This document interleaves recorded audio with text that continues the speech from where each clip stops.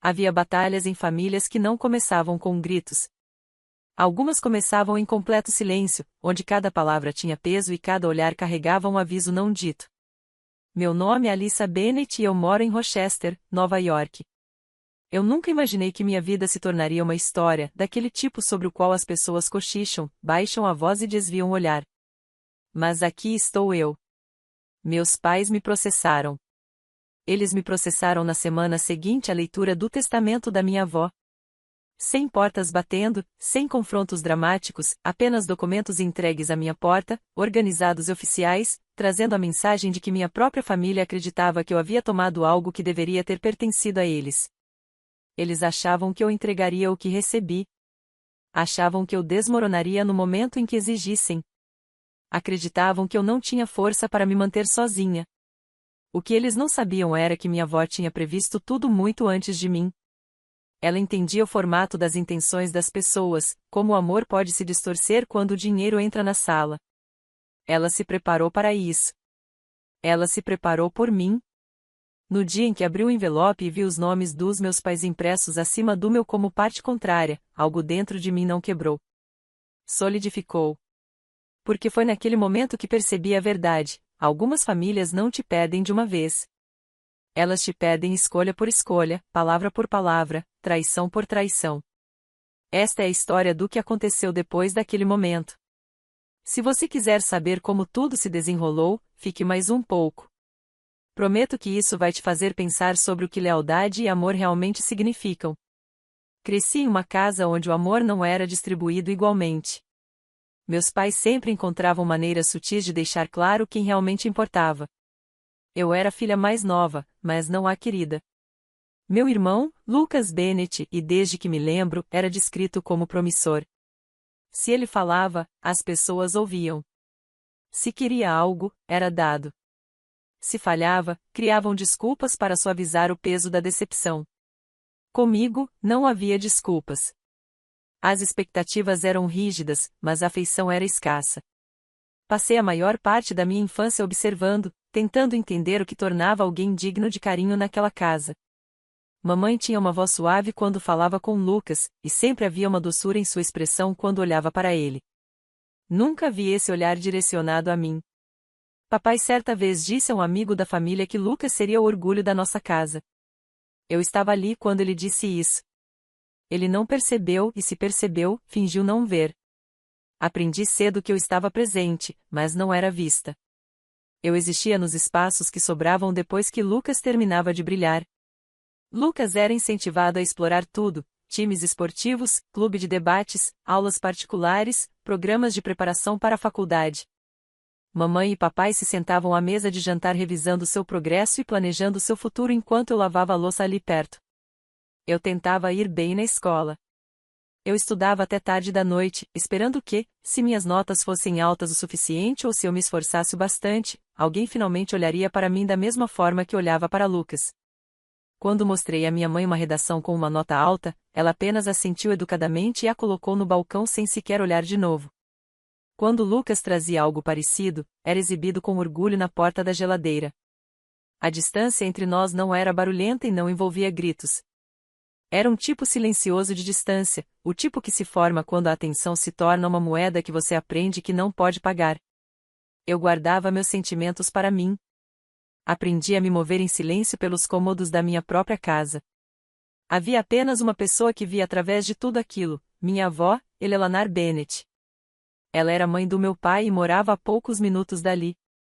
Eu a visitava quase todas as tardes depois da escola. Não ia para fugir, embora talvez eu fizesse isso sem perceber. Eu ia porque ela me fazia perguntas que ninguém mais se importava em fazer. Ela queria saber o que eu pensava sobre livros, do que eu tinha medo, o que eu esperava da vida, o que me fazia rir. Ela nunca me perguntou por que eu era quieta em casa. Ela já sabia. Ela tinha uma forma de falar que fazia o silêncio parecer seguro. Sentávamos em sua sala, com a luz do sol se espalhando pelo chão e o cheiro de alecrim e chá preenchendo o ar. Nos dias mais frios, ela me entregava uma manta e dizia para eu descansar.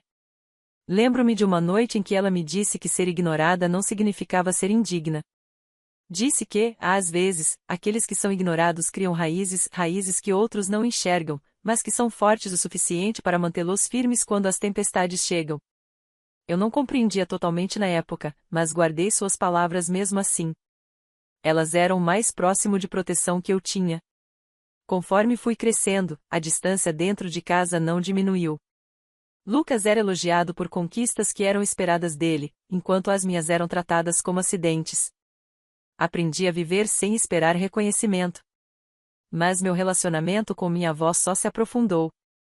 Ela compartilhava histórias da própria infância, quando também havia sido deixada de lado.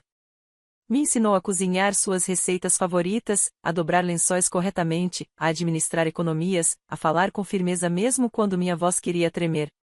Aquilo não eram apenas lições, eram preparações. Olhando para trás agora, percebo que ela estava construindo algo dentro de mim.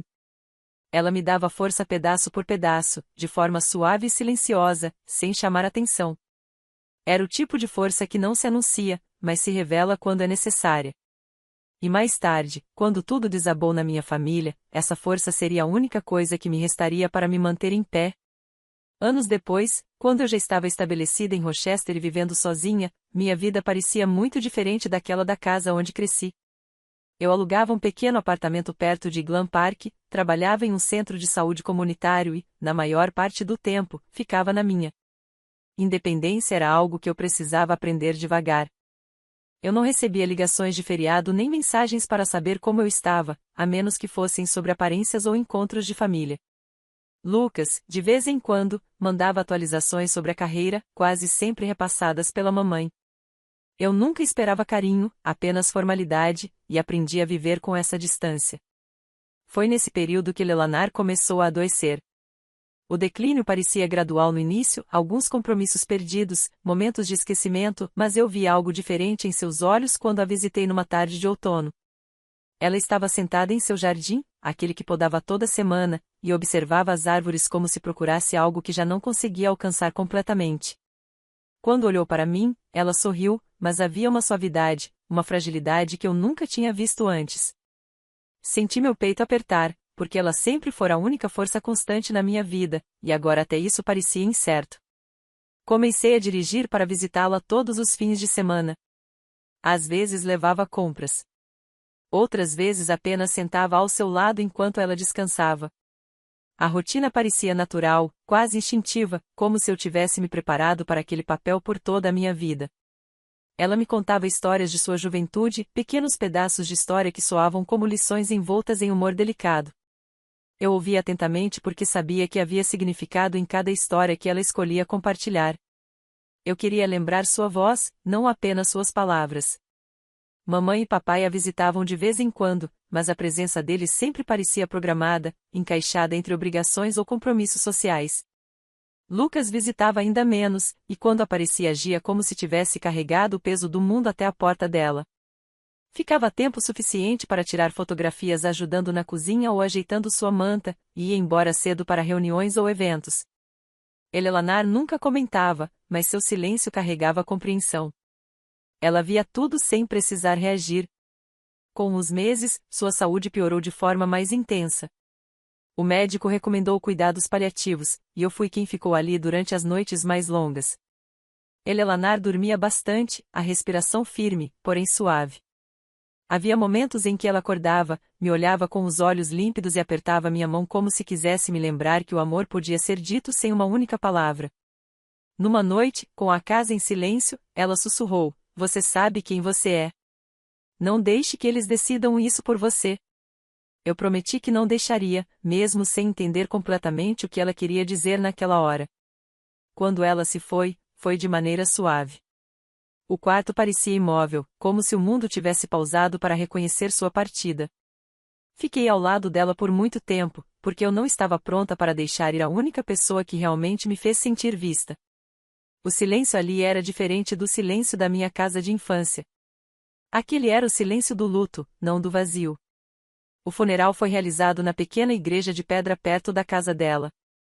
A cerimônia foi elegante e respeitosa, com flores que ela havia cultivado ao longo da vida arrumadas perto do altar. Pessoas que a conheciam há décadas vieram compartilhar lembranças de gentileza, calor e força silenciosa. Eu fiquei perto da frente, ouvindo, guardando aquelas palavras com carinho porque descreviam alguém que eu amava e alguém que eu temia jamais encontrar de novo neste mundo. Lucas estava ao lado dos meus pais.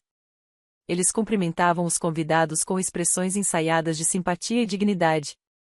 Mamãe chorava, mas suas lágrimas pareciam distantes, como se ela lamentasse algo que acreditava que deveria sentir, e não algo que realmente sentia. Papai permaneceu composto, falando com os outros sobre legado e comunidade. Eu me sentia separada deles, mesmo estando apenas alguns passos de distância. Era como se estivéssemos ligados pelo nome, mas divididos pela verdade. Depois da cerimônia, voltei sozinha para a casa de Eleanor. A casa parecia diferente sem ela, mais silenciosa, mas ainda cheia de sua presença. Caminhei por cada cômodo devagar, tocando os livros que ela havia lido, a cadeira onde bordava, a janela onde observava a primeira neve de cada inverno. Sentei-me ali por um longo tempo, sabendo que algo na minha vida havia mudado para sempre. Eu havia perdido a única pessoa que sempre acreditou em mim. E não fazia ideia de que a próxima mudança à minha espera revelaria tudo o que ela já tinha visto muito antes de mim. Uma semana após o funeral, nós nos reunimos no escritório do advogado da família, o Sr. Whittaker. O prédio era uma daquelas antigas casas transformadas em escritórios, perto do tribunal, com janelas altas e portas pesadas de madeira que pareciam feitas para abafar sons, não deixá-los passar. A sala onde nos sentamos era organizada, quase estéril, com prateleiras de volumes encadernados em couro alinhados perfeitamente atrás de sua mesa. Sentei em uma das cadeiras posicionadas à sua frente, enquanto mamãe, papai e Lucas se sentaram juntos no lado oposto da sala. A disposição não foi intencional, mas parecia simbólica, como se o próprio ar já tivesse nos dividido. O Sr. Whittaker ajustou os óculos, reorganizando uma pilha de documentos que pareciam muito bem preparados, como se aquela leitura tivesse sido planejada muito antes. Sua voz mantinha uma calma profissional, livre de emoção ou ênfase. Ele revisou os bens de Eleanor, começando pelos que me eram familiares, a casa, a conta poupança, os pequenos investimentos que ela administrou cuidadosamente ao longo dos anos e a conta do fundo que ela sempre dizia que explicaria quando chegasse a hora certa. Eu ouvi atentamente, embora uma parte de mim ainda estivesse envolta no luto, e ouvir o nome dela sendo dito em termos legais parecia distante e irreal. Mamãe cruzou as mãos com cuidado sobre o colo, usando uma expressão que sugeria antecipação misturada com contenção. Papai se recostou levemente na cadeira, o maxilar tenso, mas composto, como se estivesse se preparando para responder no tom que a situação exigisse. Lucas manteve o olhar fixo à frente, focado em um ponto próximo à mesa, talvez tentando transmitir maturidade ou paciência. Ninguém falou. Quando o Sr. Whittaker anunciou a divisão da herança, senti o ambiente mudar mesmo que ninguém tivesse se movido. Ele declarou que eu receberia 90% de tudo que Eleanor possuía, a casa, as contas financeiras e seus pertences pessoais. Os outros 10% seriam divididos entre mamãe, papai e Lucas. Os números foram apresentados sem suavidade ou ornamentação, foram simplesmente lidos como fatos dentro da sala. Mantive meus olhos abaixados, não por vergonha, mas porque conseguia sentir o silêncio atrás de mim se apertando. Lucas inspirou devagar, embora não tenha dito nada. As mãos de mamãe continuaram entrelaçadas, mas seus dedos ficaram imperceptivelmente rígidos. Papai piscou uma vez, como se estivesse recalibrando os pensamentos, mas permaneceu calado.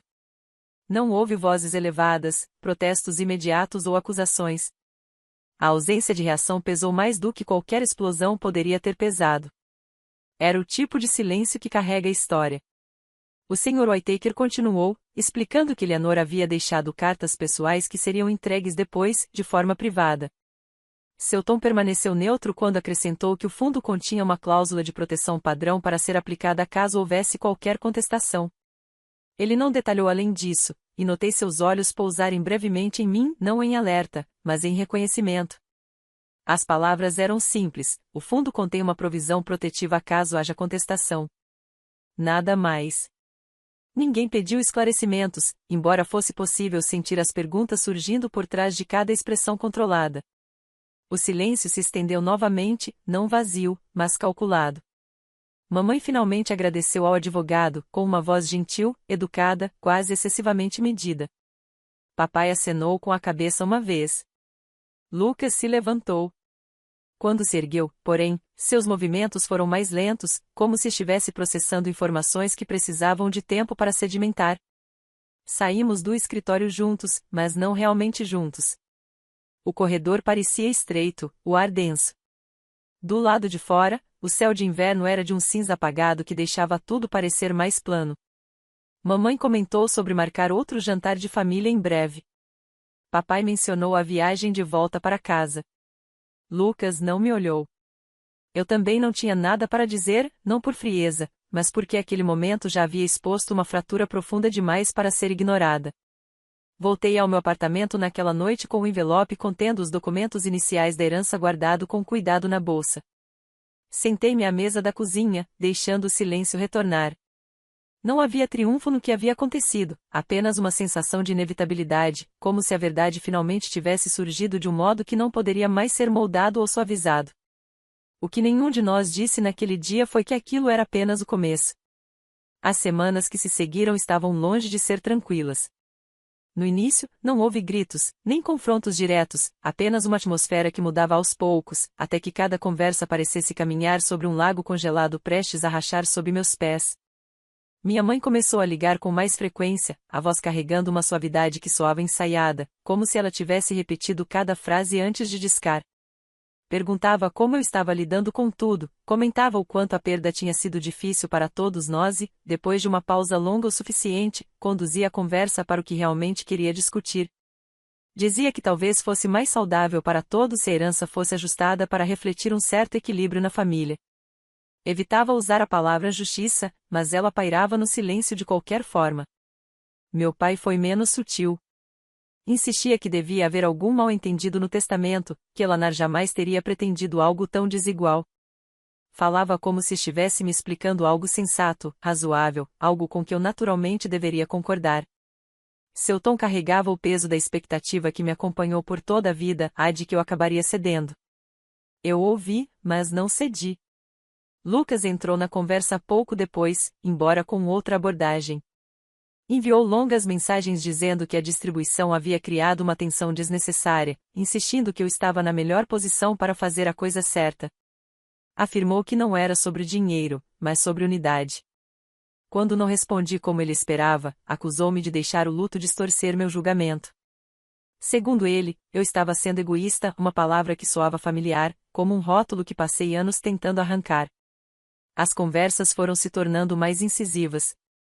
Minha mãe começou a questionar se eu realmente compreendia a responsabilidade que acompanhava aquilo que me foi dado. Meu pai me lembrava de tudo que haviam proporcionado durante a minha infância.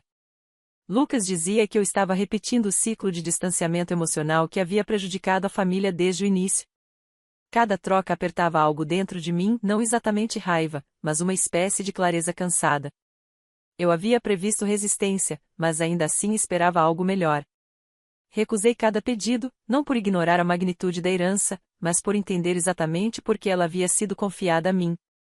Elaner me enxergara. Ela sabia diferenciar afeto genuíno de afeto condicionado. Ela sabia o que os outros nunca se deram ao trabalho de perceber. Eu não diluiria a última coisa que ela escolheu dizer.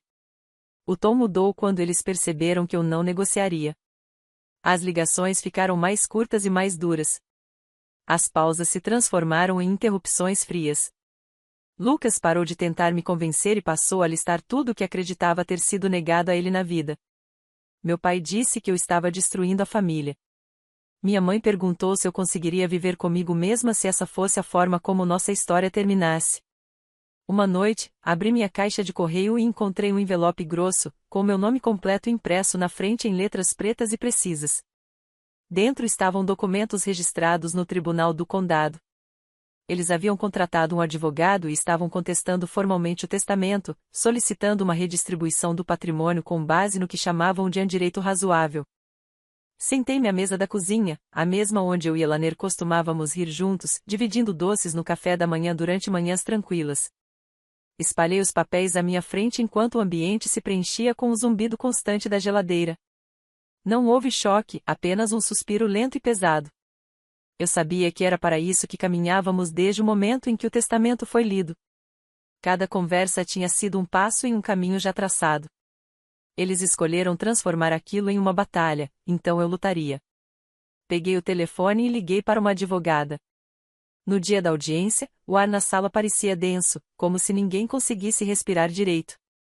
Os bancos estavam quase todos ocupados, não porque alguém de fora se importasse com o desfecho, mas porque meus pais e Lucas haviam levado pessoas para testemunhar o que acreditavam ser a vitória deles. Sentei ao lado da minha advogada, que eu havia conhecido apenas algumas semanas antes. O nome dela era Harper, e havia nela uma confiança silenciosa que não precisava de demonstração ou força. Ela tinha revisado cada página dos documentos do trust várias vezes, e eu havia seguido todas as suas instruções com uma fé exausta, daquelas que só surgem quando não há mais nada a perder. Meus pais estavam do outro lado da sala, rígidos e determinados. Lucas parecia inquieto, embora tentasse esconder isso sob uma máscara de indiferença. Não me encarava. Não falava comigo desde o dia em que o processo foi aberto. Estávamos separados por poucos metros, mas poderíamos muito bem ser estranhos. O juiz entrou e todos se levantaram. Os procedimentos começaram com formalidades rotineiras, declarações de intenção, confirmações de identidade e representação. O tom era educado, embora tenso, da forma como tudo fica quando a raiva é polida até parecer racional. O advogado deles começou argumentando que a distribuição da herança era fundamentalmente injusta, que Elaner devia ter sido influenciada ou confundida em seus últimos anos. Falou sobre desequilíbrios e expectativas familiares de longa data que supostamente moldaram como todos nós entendíamos uns aos outros. Em determinado momento, ele tentou insinuar que eu a havia manipulado. As palavras atravessaram a sala como uma corrente de ar fria, mas Harper não reagiu. Apenas esperou, serena e imóvel. Quando chegou sua vez, ela se levantou sem alterar a postura. Sua voz era firme, não elevada, não dramática, apenas clara. Ela disse ao tribunal que o testamento e o trust foram estruturados com extremo cuidado, em um período em que Eleanor possuía plena capacidade legal, confirmada por documentação médica e certificação da equipe que cuidou do planejamento patrimonial dela. Ela mencionou datas, registros assinados, avaliações independentes. Tudo havia sido preparado 2 anos antes de sua doença começar. A base da contestação dele se desmanchava a cada frase que Harper apresentava. Então ela pediu que o tribunal tornasse pública e lesse uma disposição que havia permanecido confidencial até aquele momento. O juiz examinou o documento e depois assentiu. O escrivão leu a cláusula em voz alta. Ela estabelecia que o trust continha uma cláusula de não contestação combinada com uma estrutura de proteção patrimonial. Se qualquer beneficiário contestasse o testamento ou tentasse alterar a distribuição, esse beneficiário perderia imediatamente sua parte, que seria transferida para uma instituição de caridade escolhida por Elaner. Além disso, a cláusula especificava que a parte que perdesse o direito assumiria total responsabilidade por todas as despesas legais decorrentes da disputa. O silêncio tomou a sala, não um silêncio de dúvida, mas algo definitivo, como o fechamento de uma porta. O rosto da minha mãe perdeu a cor. Meu pai recostou-se, a mandíbula se contraindo como se recusasse fisicamente acreditar no que tinha acabado de ouvir. Lucas olhou para mim pela primeira vez em semanas, com uma expressão confusa, quase suplicante, como se eu pudesse reverter as consequências por ele. Mas nada daquilo tinha sido obra minha. Eu não havia criado a armadilha, apenas me recusado a fugir dela. O juiz confirmou a aplicação da cláusula. Os 10% pelos quais eles haviam lutado desapareceram em um instante e foram transferidos para uma fundação de alfabetização que Elaner apoiava discretamente havia décadas. Os custos legais tornaram-se responsabilidade deles. O desfecho não foi ruidoso. Não houve explosões, nem acusações, apenas uma aceitação pesada tomando conta da sala, como se a verdade estivesse esperando exatamente aquele momento para se revelar. Quando a sessão foi encerrada, eles não se aproximaram de mim. Ficaram juntos, os 3, unidos pela perda, mas quebrados além de qualquer reparo. Saí do tribunal com Harper ao meu lado. O céu lá fora estava pálido e silencioso. Eu não me sentia vitoriosa, apenas liberta. O tempo passou e o silêncio foi a única coisa que permaneceu. Não o silêncio confortável de quem se entende sem palavras, mas o silêncio pesado que se acomoda no espaço onde um dia existiu amor. Após a decisão judicial, meus pais se fecharam em si mesmos. Não falaram comigo diretamente, nem pediram desculpas. Em vez disso, carregaram sua perda como uma sombra que os seguia por onde iam. Ouvi por conhecidos distantes que eles tinham dificuldade em explicar a situação aos outros sem admitir o que haviam feito. A verdade pairava sobre eles, moldando sua reputação de formas que não podiam controlar. Lucas reagiu de outro modo. Tentou racionalizar o que aconteceu culpando o mundo, o sistema judicial, até mesmo Eleanor. Ele nunca sequer considerou olhar para as próprias escolhas. Não tentou falar comigo. Nenhuma mensagem, nenhuma ligação. Afastou-se emocionalmente como se a distância pudesse protegê-lo de admitir que sua raiva o havia feito perder algo real. Jogou-se no trabalho por um breve período, depois recuou quando a pressão da decepção ficou difícil demais de esconder. Eu entendia que ele não estava pronto para aceitar o que havia acontecido, mas sua recusa em enfrentar a verdade tornava qualquer reconciliação impossível. Para mim, o mundo ficou mais silencioso de um jeito novo. Continuei vivendo em Rochester, mantendo as pequenas rotinas que me mantinham firme. Em algumas manhãs eu lia na varanda com uma xícara de chá quente, lembrando de como Eleanor costumava fazer o mesmo, à luz do sol tocando seus ombros como uma bênção. Passei a me envolver mais com a fundação de alfabetização que ela apoiava, a mesma organização que recebeu a parte da herança perdida pela minha família. Comecei como voluntária 2 vezes por semana e, com o tempo, contribuí com mais tempo e recursos. Cada hora que eu passava lá parecia uma conversa com ela, uma continuação do amor que me deu quando ninguém mais achava que eu merecia. Eu não doei em nome dela, nem fiz anúncio sobre minha participação. Servir em silêncio parecia mais verdadeiro. Às vezes eu ajudava crianças a escolher seu primeiro livro de capítulos. Às vezes me sentava ao lado de adultos que estavam aprendendo a ler pela primeira vez, traçando letras com paciência. Havia algo humilde e profundamente tocante em testemunhar um crescimento que nascia da persistência, não do privilégio. Meus pais nunca compreenderam esse lado da Eleanor, o lado que acreditava que dignidade nasce da autodeterminação. Para eles, generosidade sempre foi condicional. Lucas herdou esse pensamento. Perdê-los doeu, mas continuar presa a eles teria sido muito pior. Eu não procurei por eles. Também não bati a porta. Apenas me voltei para a vida que estava me esperando o tempo todo. Houve dias em que o luto retornou com força inesperada. Luto por Eleanor, luto pela família que eu um dia desejei ter, luto pela criança dentro de mim que passou anos tentando conquistar um lugar à mesa. Mas o luto amoleceu com o tempo. Deixou de ser afiado. Tornou-se algo quieto e constante, algo que eu podia carregar sem ser consumida por isso. Eu mantinha a caligrafia de Eleanor emoldurada acima da minha mesa, uma linha simples de um bilhete que ela tinha deixado dentro de um livro para mim: "Você já é o suficiente." Por anos, li essas palavras como encorajamento. Agora, eu as lia como verdade. Eu não venci. Eu não triunfei. Eu apenas sobrevivi com meu senso de identidade intacto. E isso era tudo o que eu precisava. Às vezes, as batalhas mais difíceis são aquelas travadas dentro das paredes da nossa própria casa.